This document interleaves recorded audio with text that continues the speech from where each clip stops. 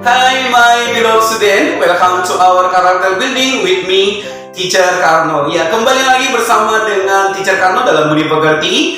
And I want to talk about the Teacher Karno ingin berbagi tentang hidup tidak membeda-bedakan. Hidup tidak membeda-bedakan adalah salah satu sikap untuk menciptakan hidup rukun dimanapun kita berada. Jadi kalau kita tidak membeda-bedakan atau ini sama dengan tidak pilih kasih. Jadi ketika anak-anak tidak pilih kasih, maka itu adalah sikap untuk menciptakan hidup rukun. Baik di rumah, di sekolah, di gereja, di lingkungan kita semuanya. Nah, anak-anak firman Tuhan mengajar kita bahwa Allah ternyata tidak juga membeda-bedakan setiap manusia. Di hadapan Tuhan, semua manusia itu sama. Yuk kita lihat firman Tuhan di dalam Roma pasal yang kedua, ayat yang ke-11 berkata di sana, Romans chapter 2 verse 11. Firman Tuhan berkata di sana, sebab Allah tidak memandang bulu. Di dalam New King James Version,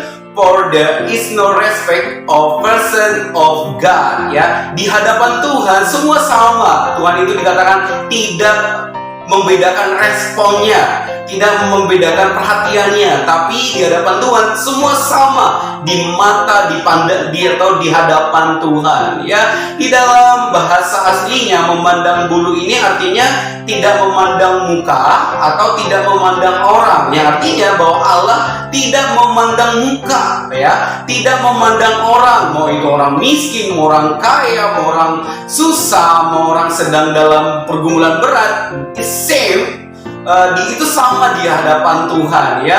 Oleh karena itu, anak-anak di dalam bahasa Indonesia sehari-hari dia menggunakan seperti ini.